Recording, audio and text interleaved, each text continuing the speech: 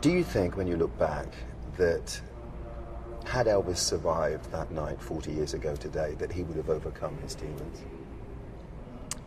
No, I don't. I think that he would always have his demons. He had, even when he was younger. Elvis was a thinker. He was a searcher. He was alone, in that there was no one really, when he was younger, that could even compare to him. When you say demons, it was more. It's like his mother had demons. His father had demons. I don't know. And we all have demons, obviously. I don't want to make it bigger than it is. It's not. It was just that they were a close family, but there was always a little bit of sadness in them, in the whole family, just a little bit. And I don't think he could ever be any different. Now, was he like that all the time? Absolutely not. He could be fun. He could be funny. He could be, having a great time. And when he had a great time, we all had a great time. He can be a little moody, but yet he'd come out of it and he'd fire someone, and 3 days later bring them back. So he was fun to be around. I wish I had the knowledge that he needed.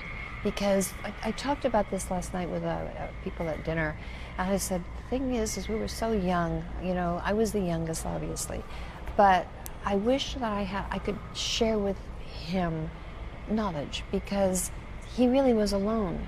He really didn't have a peer, not with the group, and not really anyone that he could share, like if he was with, let's say, Bruce Springsteen. Did you ever have fear that when you went out and in a new place? Do you ever get nervous? What would you have done different in your show if maybe it didn't, you think it went so well? He never had that with us. The guys were all guys that worked for him. They weren't artists. I think I understand now more than ever an artist, that they think differently, that they're constantly creating. Yeah. If I could just spend that bouncing, information that he needed from me, bouncing it back and forth of, maybe he was going through something. And sure. Now I look back now and I go, wow, I wish I could be that for him. But you were everything to him, weren't you? In so many ways. Well, I was there for him for everything, for sure. I was there, and he knew that. He knew that he could trust me. Yeah. And he always knew that from the beginning. And I can't let him down. Well, you haven't let him down. Look at the sheer scale of this. Elvis had such a connection with his fans, and when I asked them, what is your connection? Almost all of them said, first of all, the voice. They started out hearing a voice, and they were connected to his voice. It was tender. It was sexy. It was as if they felt that it was as if he was singing to them. And he did have, even in an audience, he would go on and he would include everyone. When he sang, he was so into his songs that he was captivating. And you would see him sing, and you just couldn't take your eyes off of him.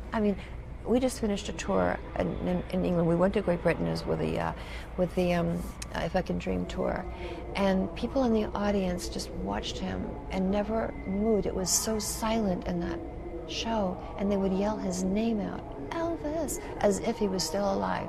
He just captivated an audience. He had so much charisma that the energy was like almost stifling. Well, I can see it in your face now, and your eyes and stuff. You're always getting dewy-eyed yourself. I didn't see Elvis perform until the '68 special. I never saw him live. And he was my husband. He would get up in the morning and he'd go he was doing movies all the time. He did 3 movies a year. So, we'd go back to Graceland. I was a wife. I tended to him. I cared for him. I did everything for him as a wife should. That in the day, that was what you did. And did I complain? Never. I loved being his wife.